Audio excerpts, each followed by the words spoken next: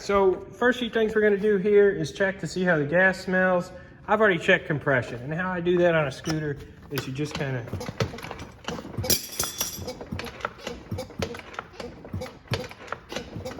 doesn't feel great, but knowing this engine, I'm sure it'll run on that. It's got 4,000 miles. That feels about right for 4,000 miles. Now, if you're new to this, you may want to put a compression tester up to this. These things will run all the way down to 50 pounds of compression. It's ridiculous. So next thing we're going to do here is check to see how the gas smells. And that may be a small issue because see this little notch here? That's supposed to be lined up with there. I can't get the cap off. So we're going to just twist this cap over and get it off. You know, it'd be funny if that was all. He just kept putting gas in the thing. So let's twist this over, get some chain locks and twist it. Boom, got that off. Twist it to the right. There's cloth in here. It came with ratchet straps, pliers. Look at this thing. Is that a bike lock? That's badass. Hopefully it's unlocked so I know the combination. It is unlocked. Wow. Look at that. Little chain in here, gloves. That's cool. All right, so now let's smell this gas. Smells good, smells fresh. Let's look in the tank. That looks okay. Looks like he probably was running it in July. Looks like it's not pre-mixed, so it means we're relying on this oil tank. Let's look in here, see how full it is.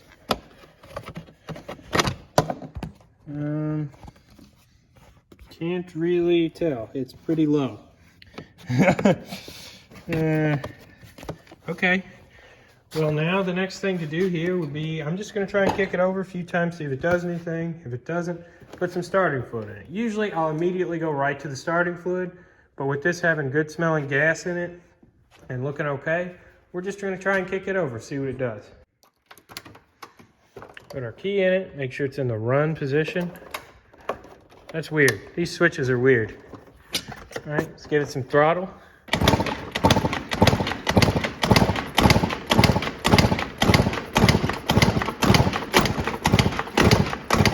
Yeah, they're not doing anything. I do hear an exhaust leak. Or it might just not have an air filter hooked up. Let's get this seat out of here. Well, there you have it. We're missing the air filter. I don't know if the air box itself is missing. Maybe that's what this thing is. No. Look, it's just going straight into the ground, which kind of sucks because I'll have to get one of those. Let's spray some brake clean in and see what it does. That's kind of a bad sign because that means it was running lean and it might have sucked some garbage in there, scored the cylinder up. See what it does here.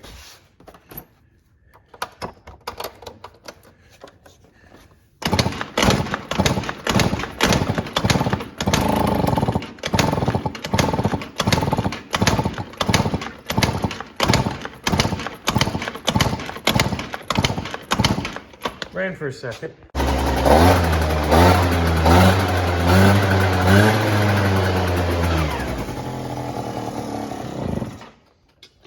All right, so it needs an air box to really run right, but it runs okay. I think the idle jet's clogged, or, you know. I got it to run on hand choke and it doesn't want to idle. These are really particular about having an air box, like the right air box, or they just won't run correctly. That's a really picky thing with something like this. I may have something that'll work, and we can see, you know, because these rely on restriction in the carburetor to run correctly because of the EPA emissions rules with them. So we'll see. I'm gonna try and find something to work with this, and if I can, we're good to go.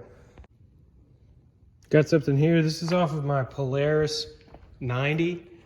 If this works okay, but it's a little too rich or a little too lean, I'm gonna swap that out because the 90 has a Zuma box, and I might be able to just put the Zuma's box on here and sell this real quick. So we'll see here. I'm gonna just try and get this to work, but I'm not gonna sacrifice my Polaris's air box for this thing. Tried the other air box. The carburetor's just dirty. We're just going to take this stuff off, get to the carburetor.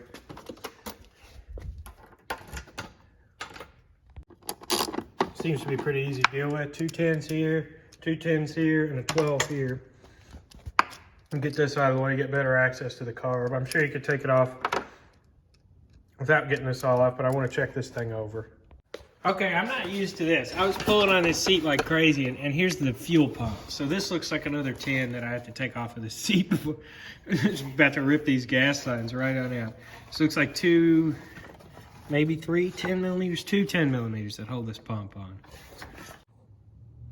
So far, this is quite a bit more annoying to work on than a Money Elite, but we're gonna plow on with this. Looks like the battery went in that box underneath the seat. Our positive, and we got our ground here. Looks like we might have some kind of an air leak, maybe a cracked intake here. I don't know. There's still not great access to this, but we're just gonna take this air box off, take that screw loose, and get the carb out. I probably shouldn't have removed the seat, but whatever. Give us a chance to get in here and look at the wiring and everything. It's an annoying location for this coil too. So we got this line out here, and you just kind of pick at that with a flat head and then get it to where it turns and then pop it off. Now we're gonna take this loose right here. Someone's been in here fairly recently, so that's not a good sign.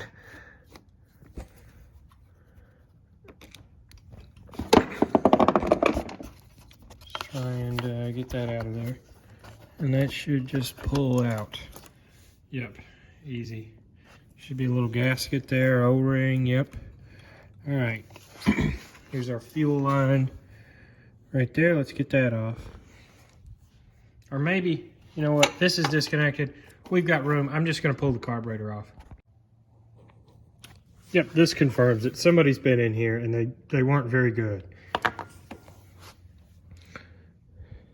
See, I want to try and see if this is leaking by the reeds or if this manifold here is leaking. That would be a pain to change out, really.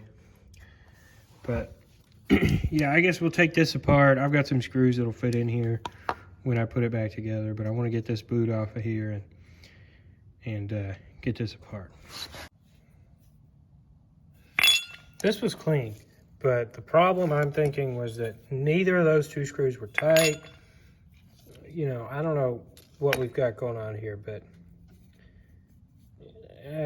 I'm gonna put it back together and then we'll see what we can get with this, but I don't know. It's pretty rigged up. I'm gonna keep this. I like this scooter. I didn't film anything more with it last night. I put it back together. The carburetor was fine. It was just kind of put together a little ratty. I put some more screws in the bowl and made sure everything was clean, put it back together. Made sure we didn't have any leaks at that intake by the reeds. That thing's solid, we're good to go. We're gonna get a few basic things done for this today. I'm going to drill out the jets for a pod filter, and we're gonna order a pod filter. I'm gonna check and see if there's a restricting washer in the variator. If there is, we're gonna remove it. I'm also gonna look at the condition of the belt. The belts on these are very important. They control, you know, how fast it can go. If it's worn down, it's gonna go slower. Probably, I've seen them lose, you know, 7, 8 miles an hour on a worn down belt. I usually will change the belts every 3,000 to 5,000 miles. This has 4,300 miles. We're just gonna look at the belt and see how it does. This is supposed to do 45 to 48, de-restricted. We're gonna see about that. This exhaust here, I'm not all for this. It's really low. When I test drove this last night, I smashed it on my driveway bump and it got loud. Look at that. It's just smashed. Somebody's really smashed this up. This is loose here. I'm gonna take that off and I'm gonna weld some just plate or something on there to strengthen it. That way, if I hit a bump, it won't put a hole in the exhaust. It'll just hit this 1/4 inch channel that I'm gonna weld on there, kind of like this. So first thing we're gonna do is drill out the jets. People have an issue with doing this. They say, oh, you're too cheap to buy jets. You don't care what you're doing. You don't know what you're doing. Yeah, most of that's true, but I know how to drill out jets. It's easy. The first thing you want to do before you know how to drill, or before you start drilling out jets, is to know where you want to go with the jets and know that it's like adding salt to a dish. You add too much salt, you can't really go back. If you drill out the jet too far, you can't really go back. It's kind of tedious, but what we're going to do here is we're going to take the jets from a 42 pilot jet to a 45, and we're going to take it from a 78 main to a 90. That should be good enough for a pod filter. And to verify that, when we do get the pod filter, I'm going to put my cylinder head temperature gauge on here when I ride it around, and we're going to make sure that we are within the correct temperatures.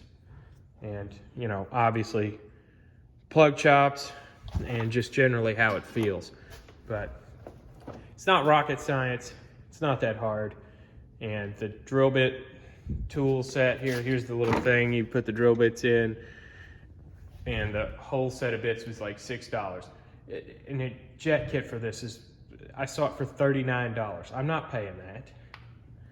We're just gonna drill out the jets. All right, let's drill these jets out. We'll start with the pilot jet. This is one of those situations that's low risk, high reward. Because if you mess up doing this, you just have to buy new jets, which are cheap, which you would have done anyway if you didn't try this. So we'll start with this. This is a number 42. You can see it on here somewhere. Set it. I remember it saved 42 somewhere. Yeah, there, 42.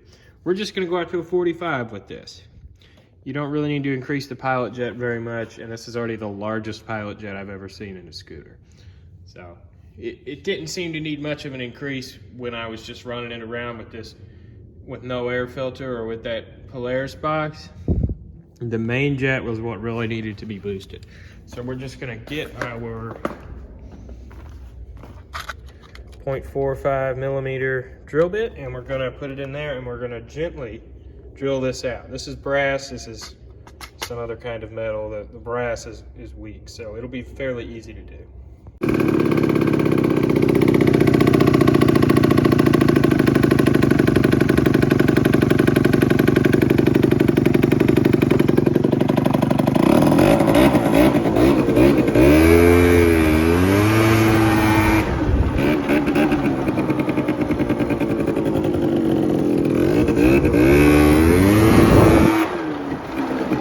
Yes, there's premix in here. Calm down. That exhaust is just getting louder and louder each second I ride this. Let's fix that.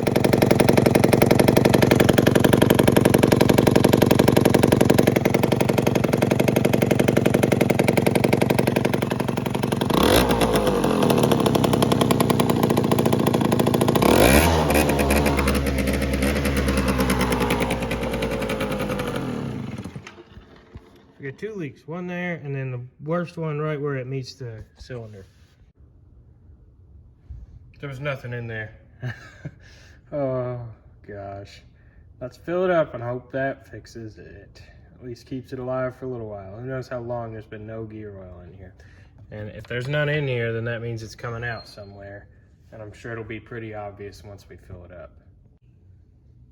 I got the exhaust dealt with, and I noticed we had a gear oil leak around this gasket here, and that seems to be the issue with that.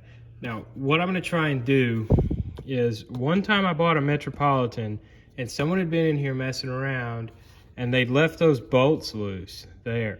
So it looks like clearly someone has been in here. Maybe they were loosening other bolts. They clearly didn't know what they were doing, judging by the condition of these screws, judging by everything they did around here. Maybe they just left those bolts loose. Maybe I'll just tighten those and that'll fix the leak. So let's get this cover off.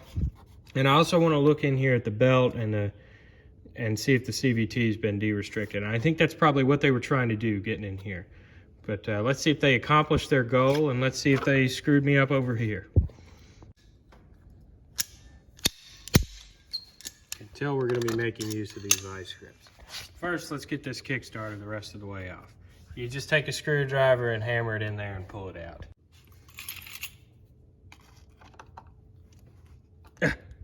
Ooh. Ooh. Ooh. Ooh. Yeah, this is gonna be a little more of a task than I thought, but we'll get these out. Vice grips to the rescue.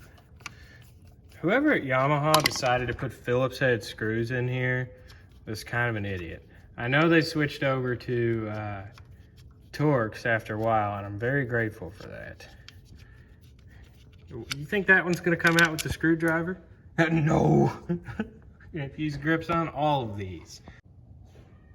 Another trick that really works is to get one of these demo drivers and hammer and then slightly hold to the left while you're hammering, and that really gets these out. This one here was just about stripped and it was in here and I couldn't get it with the grips. Did that. So that was not very fun, but looking in here, it's looking like there's a screw missing right here. And I don't know what's going on with this, but oh, that's play in the gear case. That's what that is. Okay.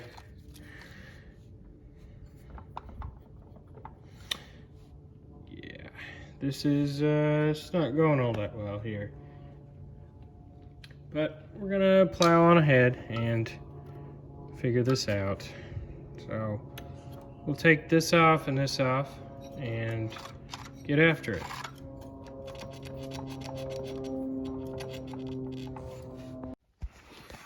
All right, I get it. That's fine. Before you guys comment, got a bearing here, keeps it still, kind of like the input shaft and a pilot bearing on some cars. Okay, let's look around in here, see what other issues we can find. Got gear oil leaking here, gear oil here, missing screw here, broken teeth on this, got a worn belt, belt's not traveling all the way up the variator. We've got some oil residue here. I can't really tell what that smells like, but it shouldn't be wet in there. That could indicate a crank seal being bad. It could have just been leaking gear oil and flinging it. That seems to be probably what's happening. Leaking gear oil and flinging it. But I'm gonna take this off anyway to check and see if the variator's still restricted, so I might as well take it off and check the crank seal while we're at it. And if that's leaking, of course, replace it. And if we're looking in here, yeah, we've got oil everywhere. We've got a piece of one of those fins. It smells like, I don't think they put gear oil in these from the factory. That's why I would be smelling gear oil, but I don't know. We'll figure this out. And this is gonna be in a part 2 where I deal with this. And then in part 2, we're just gonna finalize everything with this scooter, do the pod filter, do what I was talking about with the exhaust, welding that channel on it to kind of strengthen it from smacking the ground. Put it all back together, deal with changing this out and getting some good oil in here. Reattach everything, put a battery in it, and get this to where you can just hop on it, hit the key, and ride it. And I'm gonna try and stay under about $250 in total with this thing.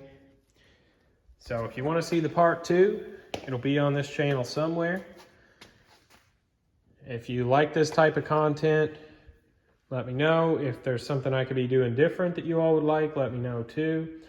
And I just kind of got a bunch of clips here and added them together. So that's why if it doesn't flow perfect, or, you know, I say one thing in one clip and then maybe do something different in another clip, you know, that's just kind of how I did this video, just on the fly while I was working on it.